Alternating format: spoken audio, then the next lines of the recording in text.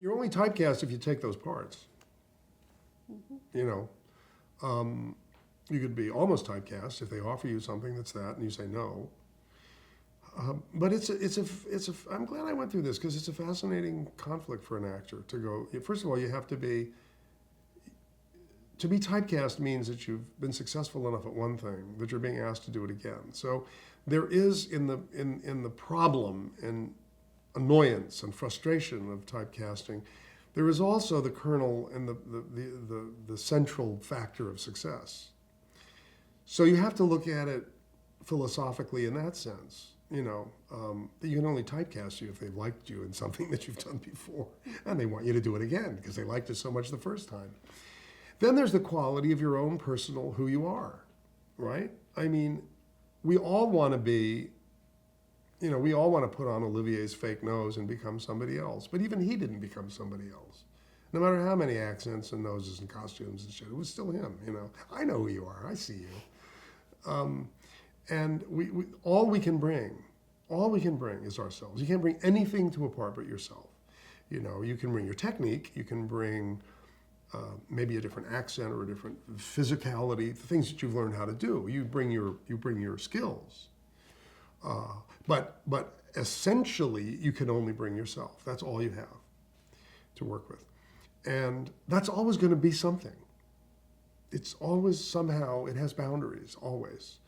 So in typecasting, although it's frustrating and it can make you really angry, mainly because it doesn't allow you to do other things that you want to do, I never really had that problem. Typecasting reminds you that you have you have a brand. You have it's another horrible word, but you have a particular thing that you offer, and nobody else can bring it, and you can't really bring what anybody else is bringing. We fall into the category of different types of actors. Maximalist actors like me, you know, wonderful minimalist actors like John Slattery, or, you know, maximalists like John Lithgow. I mean, we have our categories, but we're all only irrevocably who we are. So you have to treat typecasting that it shows you, it shines a light on an essential part of what you bring, an authentic part. Most of the time what you get are second-rate ideas of what you did the first time, and you don't want to do that stuff. Typecasting is only seriously bad when it keeps you from playing things you want to play. For that, I've always had the theater, which has never held me back, and in which I've been able to play roles that would be cast for Richard Thomas, but also the Richard III's, the Iagos, the Enemy of the Peoples, all that stuff. And I've been able to do it to some degree on screen. But you have to find a way to get to play the parts you want to play. That's one reason I'm lucky. I always stayed an actor of many media. You know, I never felt that I was, I mean, if I had to really, I mean, I'm a television actor as much as a theater actor because I've been doing both for just about the same length of time.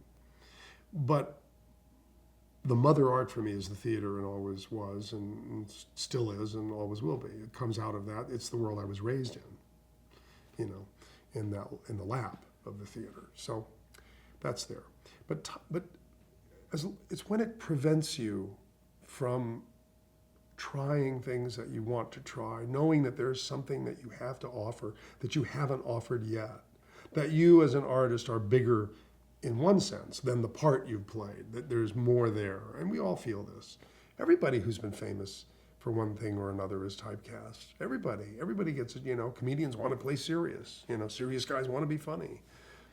You know, good guys want to play bad guys. Bad guys want to be the you know, that's what we want. You know, it's in our nature to want to be that other thing, that other person, you know.